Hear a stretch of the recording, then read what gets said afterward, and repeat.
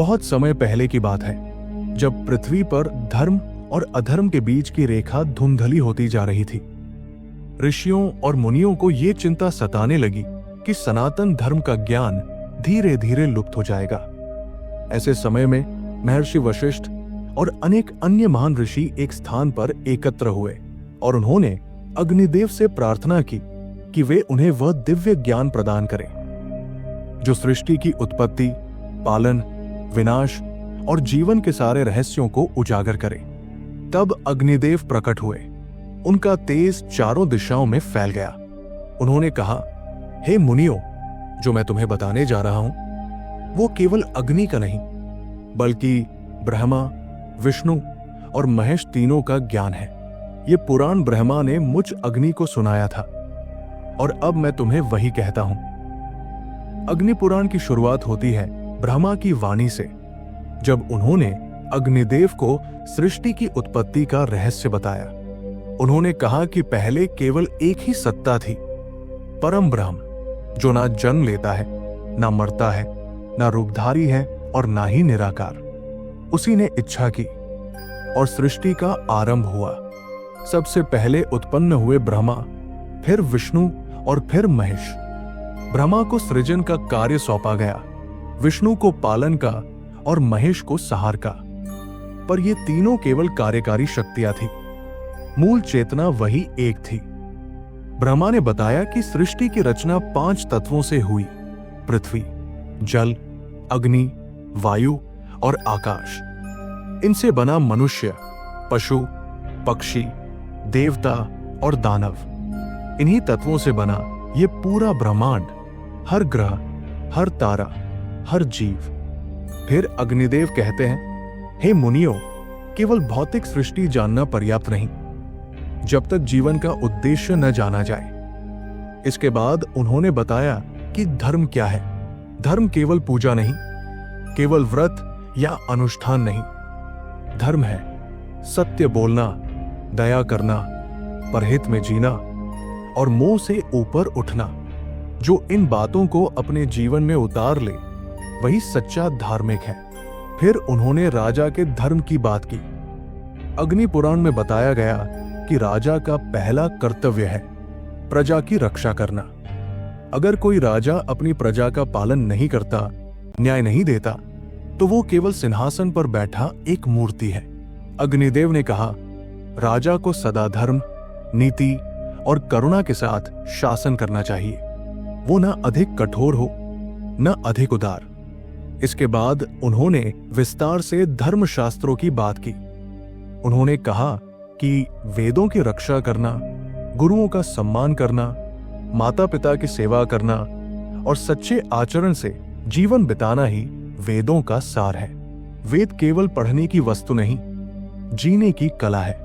फिर अग्निदेव ने मुनियों को बताया, अब मैं तुम्हें सुनाता हूं भगवान विष्णु के दशावतारों की कथा। क्योंकि हर युग में जब जब अधर्म बढ़ा, तब तब विष्णु ने अवतार लेकर धरती को संतुलन दिया। उन्होंने सबसे पहले मत्स्य अवतार की कथा सुनाई। जब ब्रह्मा की रात के समय जल में एक दैत्य ने वेदों को चुरा लिया और उन्हें छिपा दिया, तब भगवान विष्णु ने एक विशाल मत्स्य, मछली का रूप धारण किया और समुद्र में जाकर वेदों को पुनः प्राप्त किया। इस प्रकार ज्ञान की रक्षा हुई। इसके बाद कूर्म अवतार की बात आई। जब समुद्र मंथन करना था, तब मंदराचल पर्वत डगमगाने लगा। तब भगवान ने कछुए का रूप लिया और अपने पीठ पर पर्वत को टिकाया। अग्नि पुराण में यह भी कहा गया कि हर अवतार केवल एक कथा नहीं, बल्कि उस समय के लिए एक संदेश होता है। जैसे नरसिंह अवतार, वो केवल हिरण्यकश्यप का वध नहीं था, वो ये सिखाना था कि कोई भी अहंकारी, चाहे कितना भी शक्तिशाली क्यों न हो, वो सत्य और भक्ति के सामने टिक नहीं सकता। फिर वामन अवतार, जो एक छोटे से ब्राह्मण रूप में आया और बलि जैसे पराक्रमी राजा से 3 पग में संपूर्ण ब्रह्मांड मांग लिया। अग्निदेव कहते हैं, ये कथा हमें सिखाती है कि विनम्रता में ही शक्ति है और जो धर्म की रक्षा करता है वही सच्चा दाता है। इसके बाद परशुराम, श्रीराम और श्री कृष्ण के अवतारों की बातें आती हैं। हर एक कथा के साथ न केवल वीरता है, बल्कि नीति, त्याग और जीवन के गहरे दर्शन भी छुपे हैं। जब अग्निदेव श्री राम की कथा सुनाते हैं तो वे कहते हैं, राम केवल एक राजा नहीं थे, वे मर्यादा के प्रतीक थे। उन्होंने अपने जीवन में हर संबंध का पालन धर्म के साथ किया, चाहे पुत्र का, भाई का, पति का या राजा का। फिर जब वे श्री कृष्ण की बात करते हैं तो कहते हैं, कृष्ण केवल लीलाधर नहीं थे, वे कूटनीति, प्रेम, युद्ध और ज्ञान के एक साथ स्वरूप थे। उन्होंने गीता के माध्यम से जो उपदेश दिया वो हर युग के लिए है। अग्नि पुराण में महाभारत के युद्ध की भी चर्चा है, पर वहां केवल युद्ध नहीं, उसके पीछे छुपे जीवन के गूढ़ रहस्य भी बताए गए हैं। जैसे कि कभी कभी अधर्म से लड़ने के लिए भी बुद्धि और कूटनीति आवश्यक होती है। केवल बल से नहीं, बल्कि विचार से ही सच्चा धर्म जीता जाता है। अग्नि पुराण केवल देवताओं की कहानी नहीं सुनाता, वो मनुष्य को यह बताता है कि वो स्वयं अपने जीवन का राजा है और उसका धर्म है अपने भीतर के अधर्म से लड़ना। इस कथा के बीच अग्निदेव आयुर्वेद, ज्योतिष, वास्तुशास्त्र और नीति शास्त्र की बातें भी सुनाते हैं। वे कहते हैं, स्वस्थ शरीर में ही स्वस्थ धर्म टिकता है, इसलिए भोजन, दिनचर्या और सोच तीनों का संतुलन आवश्यक है। उन्होंने बताया कि कौन से भोजन किस ऋतु में करने चाहिए, कौन से व्यवहार जीवन में सुख देते हैं और किस प्रकार की संगति मनुष्य को ऊपर उठाती है या नीचे गिराती है।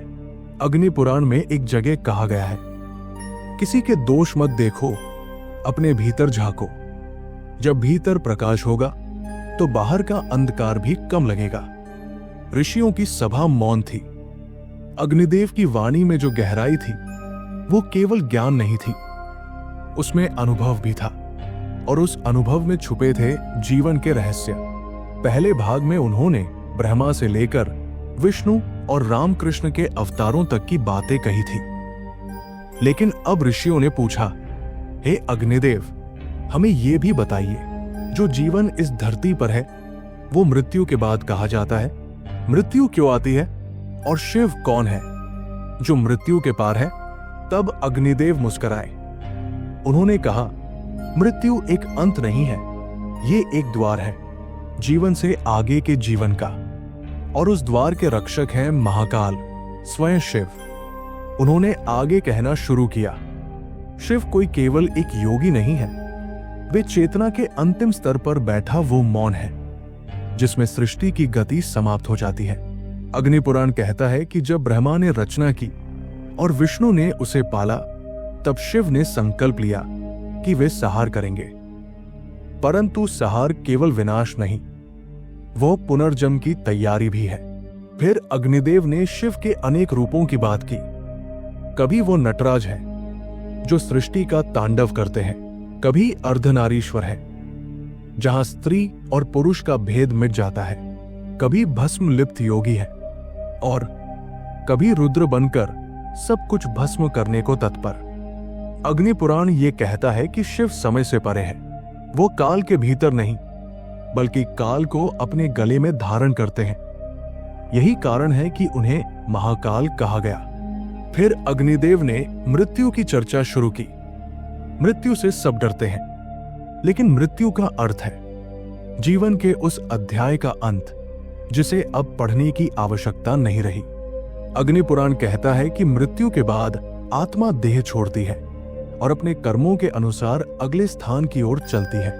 उन्होंने यमराज की महिमा भी बताई। यम केवल मृत्यु के देवता नहीं, वे न्यायाधीश भी हैं। वे न तो किसी को सजा देते हैं न इनाम, वे केवल कर्म का दर्पण दिखाते हैं और जो जैसा कर्म करता है वो वैसा फल प्राप्त करता है।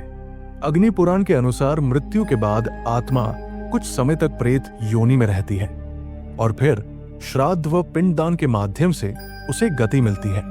इसीलिए पितृतर्पण और श्राद्ध कर्म को अत्यंत आवश्यक माना गया है। फिर अग्निदेव ने तीर्थों की बात छेड़ी। हे मुनियों, उन्होंने कहा, धरती पर कुछ ऐसे स्थान हैं जहां तप, त्याग और साधना की शक्ति संचित होती है। इन्हें तीर्थ कहते हैं। ये केवल नदी या मंदिर नहीं होते, ये ऊर्जा के केंद्र होते हैं। प्रयाग, काशी, गया, हरिद्वार, कुरुक्षेत्र, पुरी, द्वारका, केदारनाथ, बद्रीनाथ, ये सभी तीर्थ केवल दर्शन के लिए नहीं, आत्मा के स्पर्श के लिए है। उन्होंने बताया कि कोई भी तीर्थ तभी फलदायक होता है जब वहां श्रद्धा, तपस्या और पवित्र भावनाओं के साथ जाया जाए। अग्नि पुराण कहता है, यदि मन शुद्ध न हो तो गंगा का जल भी केवल पानी रह जाता है। इसके बाद अग्निदेव ने धर्म की रक्षा के लिए किए जाने वाले व्रतों और नियमों की बात की। उन्होंने कहा, व्रत केवल उपवास नहीं है, व्रत का अर्थ है एक मानसिक संकल्प, आत्मनियंत्रण और भीतर के विकारों से मुक्ति का अभ्यास।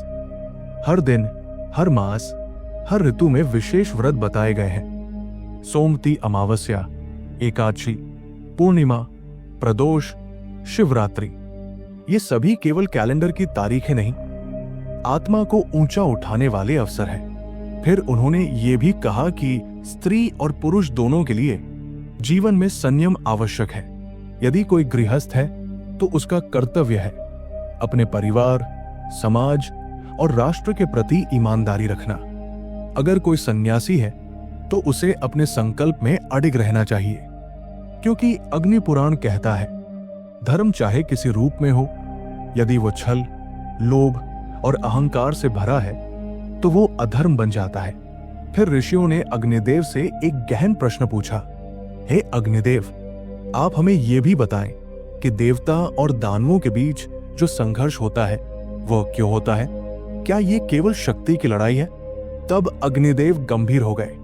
उन्होंने कहा, देवता और दानव केवल बाहर के पात्र नहीं हैं, वे तुम्हारे भीतर भी हैं। देवता वो भाव है जो ज्ञान, प्रेम, तप, करुणा और विवेक के प्रतीक है, और दानव वे प्रवृत्तियां हैं जो क्रोध, लोभ, मोह और अहंकार से संचालित होती है। जब मनुष्य भीतर के देवताओं को मजबूत करता है तब वो स्वयं ईश्वर के करीब जाता है, और जब वो भीतर के दानवों को पालता है तो वो स्वयं अपना पतन करता है। ये कहकर अग्निदेव ने एक कहानी सुनाई। जब समुद्र मंथन हुआ था तब देवता और दानव एक साथ थे। उन्होंने मंदराचल पर्वत को मथानी बनाया और वासुकी नाग को रस्सी। जब मंथन हुआ तो सबसे पहले हलाहल विष निकला। वो इतना भयानक था कि पूरी सृष्टि नष्ट हो सकती थी। तब भगवान शिव ने उसे अपने कंठ में धारण किया। फिर उन्होंने कहा, इस कथा का रहस्य समझो। जब भी तुम भीतर के अमृत को पाना चाहो, पहले हलाहल निकलेगा, यानी तुम्हारे अंदर के विष, तुम्हारा क्रोध, वासनाएं, अहंकार, ये सब पहले बाहर आएंगे। यदि तुम उन्हें सहन कर सको तभी अमृत मिलेगा। ऋषियों की आंखों में चमक आ गई थी। वे केवल पुराण नहीं सुन रहे थे, वे जीवन के सूत्रों को पकड़ रहे थे। फिर अग्निदेव ने कहा, अब मैं तुम्हें शिव के कुछ और रहस्यों की बात बताऊंगा। अग्नि पुराण कहता है कि शिवलिंग कोई पत्थर नहीं, वो चेतना का प्रतीक है। लिंग का अर्थ है संकेत। शिवलिंग दर्शाता है वो शक्ति जो न तो पुरुष है न स्त्री, बल्कि उस अज्ञेय का प्रतीक है जहां से सृष्टि की शुरुआत हुई। उन्होंने ये भी बताया कि शिव की पूजा में जल, बेलपत्र, धतूरा, भस्म, ये सब प्रतीक है। जल से हम क्रोध को शीतल करते हैं, बेलपत्र से 3 गुणों को संतुलित करते हैं, और भस्म से ये याद दिलाते हैं कि शरीर नश्वर है। जब अग्निदेव ये सब कह रहे थे तो हवा ठहर गई थी, जैसे ब्रह्मांड भी ये ज्ञान सुन रहा हो। उन्होंने कहा, अग्नि पुराण केवल एक ग्रंथ नहीं, ये जीवन के हर स्तर का ज्ञान है। इसमें आयुर्वेद भी है, ज्योतिष भी, तंत्र भी, योग भी और नीति भी। ये केवल देवताओं की महिमा नहीं, बल्कि मनुष्य के उत्थान का मार्ग भी है। अंत में अग्निदेव ने कहा, जो इस पुराण को श्रद्धा से पढ़ता है, सुनता है या सुनाता है, वो जीवन और मृत्यु दोनों से पार चला जाता है, क्योंकि वो सत्य के निकट पहुंच जाता है। ऋषियों की सभा अब और भी ध्यान मग्न हो गई थी। अग्निदेव का स्वर धीमा लेकिन दृढ़ था, जैसे अग्नि की लौ हो जो जलती भी है और रोशनी भी देती है। उन्होंने पहले शिव, मृत्यु और सृष्टि के रहस्यों की चर्चा की थी। अब ऋषियों ने उनसे पूछा, हे अग्निदेव, आपने अब तक देवों और आत्मा की बातें कही, अब हमें यह बताइए कि इस मानव जीवन का उद्देश्य क्या है? हम जो जन्म लेते हैं, संघर्ष करते हैं, क्या केवल भोग के लिए या कोई और गहराई है? अग्निदेव ने गहरी सांस ली और कहा, मानव जीवन कोई संयोग नहीं है, ये एक अवसर है, आत्मा के उत्थान का, ज्ञान की प्राप्ति का। अग्नि पुराण बार बार कहता है कि यह शरीर ही साधन है, और यदि इसे केवल भोजन, नींद और वासनाओं में खर्च कर दिया तो ये आत्मा का अपमान है। फिर उन्होंने राम की कथा छेड़ी। उन्होंने कहा, जब धर्म डगमगाया, जब राक्षसों ने तप, ज्ञान और शांति को कुचलना शुरू किया, तब भगवान विष्णु ने राम के रूप में अवतार लिया। अग्नि पुराण में राम के जीवन को केवल कथा नहीं माना गया है, वो धर्म का सजीव उदाहरण है। राम का जीवन हमें क्या सिखाता है? अग्निदेव बोले, वो सिखाता है कि पुत्र हो तो राम जैसा, जो पिता की एक बात पर राजपाट छोड़कर वन को चला जाए। पति हो तो राम जैसा, जो पत्नी के लिए समुद्र पर सेतु बना दे। भाई हो तो लक्ष्मण जैसा, जो 14 वर्ष तक वन में भाई की सेवा करे। और शत्रु हो तो रावण जैसा, जो पराजय के बाद भी विद्वता में अपराजित रहे। ऋषियों ने पूछा, क्या राम और रावण का युद्ध केवल अच्छा बुरा का युद्ध था? अग्निदेव मुस्कुराए, नहीं, वो एक चेतावनी थी कि जब ज्ञान अहंकार में बदलता है तो वो भी विनाश का कारण बनता है। रावण विद्वान था, शिव का भक्त था, लेकिन जब उसकी बुद्धि स्त्री के अपहरण तक गिर गई तब उसका अंत निश्चित हो गया। फिर उन्होंने रामायण के भीतर छिपे तत्वज्ञान की बातें की। राम केवल व्यक्ति नहीं, वो चेतना है। सीता आत्मा है, रावण मोह है, लक्ष्मण विवेक है, हनुमान भक्ति है। और जब चेतना राम, भक्ति, हनुमान के साथ आत्मा सीता को मोह, रावण से छुड़ाती है, तब जीवन सफल होता है। फिर अग्निदेव ने अगले विषय की ओर बढ़ते हुए कहा, अब मैं तुम्हें वो ज्ञान दूंगा जो तुम्हारे शरीर और स्वास्थ्य से जुड़ा है, आयुर्वेद। सभा में बैठे ऋषि अब और अधिक जागरूक हो गए थे। अग्नि पुराण का एक बड़ा हिस्सा आयुर्वेद को समर्पित है। अग्निदेव ने कहा, देव पंचमहाभूतों से बनी है, पृथ्वी, जल, अग्नि, वायु और आकाश। और इनसे 3 दोष उत्पन्न होते हैं, वात, पित्त और कफ। यदि ये दोष संतुलन में है तो शरीर स्वस्थ है, लेकिन जब ये असंतुलित हो जाते हैं तो रोग उत्पन्न होते हैं। उन्होंने बताया कि वात बढ़ने से दर्द, कमजोरी, भय और चिंता होती है। पित्त के बढ़ने से क्रोध, जलन, एसिडिटी होती है। और कफ के बढ़ने से सुस्ती, मोटापा, जुकाम आदि होते हैं। तो क्या समाधान है? अग्निदेव बोले, आहार, विहार और विचार, यही 3 साधन है। जो जैसा खाता है वैसा बनता है, जो जैसी दिनचर्या रखता है वैसी उसकी ऊर्जा होती है, और जो जैसे विचार रखता है वैसी उसकी प्रकृति बनती है। उन्होंने कुछ विशेष औषधियों और नुस्खों की चर्चा की, जैसे हल्दी, त्रिफला, तुलसी, अश्वगंधा, और कहा कि ये केवल जड़ी बूटियां नहीं, ये प्रकृति के वरदान है। फिर उन्होंने ऋषियों से कहा, एक बात याद रखना, रोग कभी केवल शरीर में नहीं होता, वह मन में शुरू होता है, विचारों में पलता है और फिर शरीर को प्रभावित करता है। अब अग्निदेव ने अग्नि पुराण के एक और रहस्यमय भाग की चर्चा की, मंत्र और तंत्र। ऋषियों ने जिज्ञासा से पूछा, हे अग्निदेव, क्या मंत्र केवल शब्द होते हैं? अग्निदेव ने उत्तर दिया, नहीं, मंत्र वो ऊर्जा है जो शब्दों के माध्यम से सक्रिय होती है।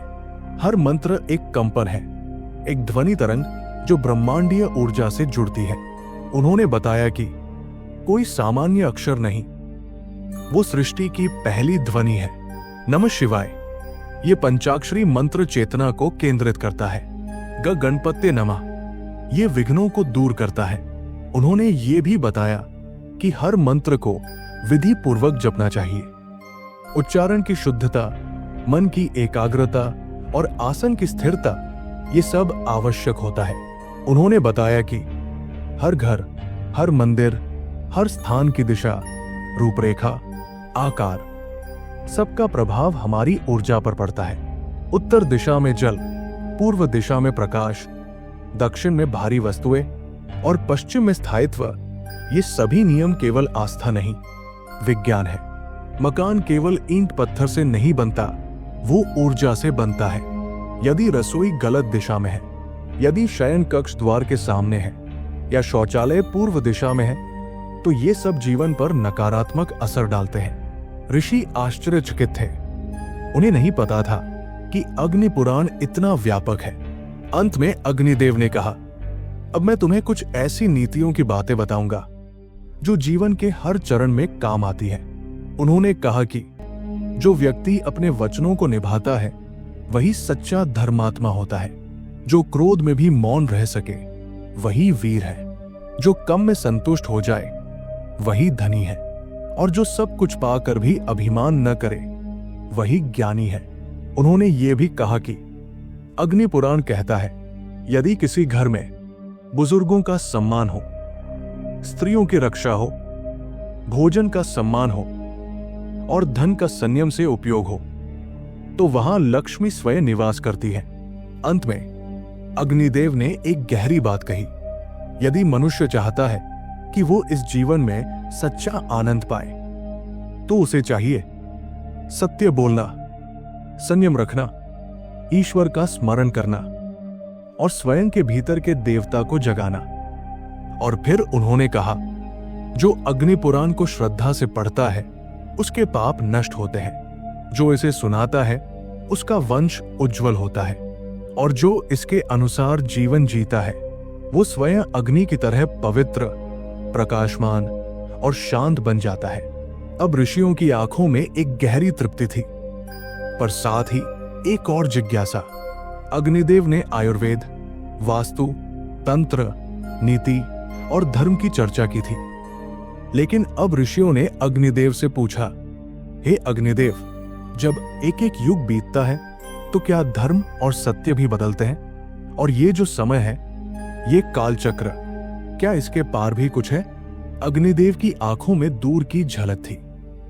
उन्होंने गहरे स्वर में उत्तर दिया, समय सदा चलता है और समय के साथ चलता है धर्म, अधर्म, जीवन और मृत्यु का क्रम। ये चक्र 4 युगों में बंटा हुआ है, सतयुग, त्रेतायुग, द्वापर युग और कलयुग। उन्होंने कहा, सतयुग में धर्म अपने चारों पैरों पर खड़ा था। सत्य, अहिंसा, संयम और तप, यही उसका आधार था। लोग ईश्वर को अपने भीतर देखते थे। वहां कोई छल, कपट या पाप नहीं था। फिर आया त्रेता युग। धर्म अब 3 पैरों पर टिका। थोड़ा लोभ आया, थोड़ा भ्रम, परंतु अब भी लोग मर्यादा में रहते थे। ये राम का युग था, जहां राजा खुद धर्म का उदाहरण था। द्वापर में धर्म 2 पैरों पर खड़ा रहा। छल, राजनीति और स्वार्थ बढ़ने लगे। कृष्ण स्वयं अवतरित हुए, ये समझाने के लिए कि धर्म केवल नियम नहीं, वो परिस्थिति की चेतना है। और अब कलयुग, अब धर्म अपने एक ही पैर पर खड़ा है। इस युग में झूठ को सच बना दिया जाता है, अधर्म को धर्म के वस्त्र पहना दिए जाते हैं। जहां लोभ, वासना और अहंकार को पूजा जाता है। ऋषियों ने पूछा, तो कलयुग में मोक्ष कैसे संभव है? अग्निदेव बोले, कलयुग के लिए ही एक विशेष मार्ग रखा गया है, स्मरण और सेवा। सतयुग में तप से, त्रेता में यज्ञ से, द्वापर में पूजन से और कलयुग में केवल नाम से मोक्ष संभव है। जो कलयुग में ईश्वर के नाम को सच्चे मन से पुकारता है, वो केवल जन्मों के बंधन से ही नहीं, अपने भीतर के अंधकार से भी मुक्त होता है। फिर अग्निदेव ने पुनर्जन्म की गूढ़ बात कही। ये जीवन अंतिम नहीं है। मनुष्य का हर विचार, हर कर्म, हर भाव अगला जन्म तय करता है। जो हिंसा करता है, वो हिंसा भोगता है, जो सेवा करता है वो दिव्यता को पाता है, और जो मोह में फंसता है वो बार बार लौटता है। लेकिन जो मैं को त्याग कर वह में लीन हो जाता है, वो पुनर्जन्म के चक्र से मुक्त हो जाता है। फिर उन्होंने भाग्य की बात की। क्या भाग्य सब कुछ है? ऋषियों ने पूछा। अग्निदेव बोले, भाग्य वो बीज है जो पिछले जन्मों में बोया गया, लेकिन ये जीवन वो भूमि है जिसमें नया बीज बोया जा सकता है। यदि तुम वर्तमान में सजग रहो तो तुम्हारा भविष्य बदल सकता है। इसलिए अग्नि पुराण कहता है, पुरुषार्थ ही परम धर्म है। जो बैठकर केवल भाग्य को दोष देता है वो अपनी शक्ति को भूल गया है। अब ऋषियों ने सबसे अंतिम और गंभीर प्रश्न पूछा, तो मृत्यु के बाद क्या होता है? क्या आत्मा भटकती है? क्या स्वर्ग और नरक सच में होते हैं? अग्निदेव का स्वर अब और भी शांत हो गया। मृत्यु कोई अंत नहीं है, वो केवल एक देह का परिवर्तन है। जैसे दीपक की लौ बुझने पर धुआं उड़ता है, वैसे ही आत्मा देह से निकलकर सूक्ष्म लोक में जाती है। जहां जहां उसके कर्म उसे ले जाते हैं, वहां वहां वो यात्रा करती है। स्वर्ग और नरक स्थायी नहीं है। उन्होंने कहा, वे केवल उस आत्मा की ऊर्जा के फल हैं। जो पुण्य करता है वो उन ऊर्जावान क्षेत्रों में कुछ समय रहता है जहां केवल शांति, सुख और प्रकाश है, उसे स्वर्ग कहते हैं। और जो पाप करता है वो उन अशांत अंधकारमय लोकों में जाता है जिन्हें नरक कहते हैं। लेकिन अंततः हर आत्मा पुनः जन्म लेती है जब तक वो परमात्मा से एक न हो जाए। अब अग्निदेव ने कुछ ऐसे संकेत बताए जिन्हें अग्नि पुराण मृत्यु के लक्षण के रूप में वर्णित करता है। जिस व्यक्ति की नाड़ी नीचे की ओर खिसकने लगे, जिसकी आंखें स्थिर हो जाए, जो जल, सूर्य और हवा को पहचानना बंद कर दे, समझो उसकी मृत्यु निकट है।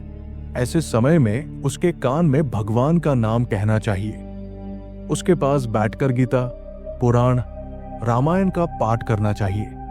फिर उन्होंने आत्मा की अंतिम यात्रा की ओर इशारा किया। मृत्यु के बाद आत्मा जिस मार्ग से जाती है वो इस बात पर निर्भर करता है कि उसने जीवन में कैसा मार्ग चुना।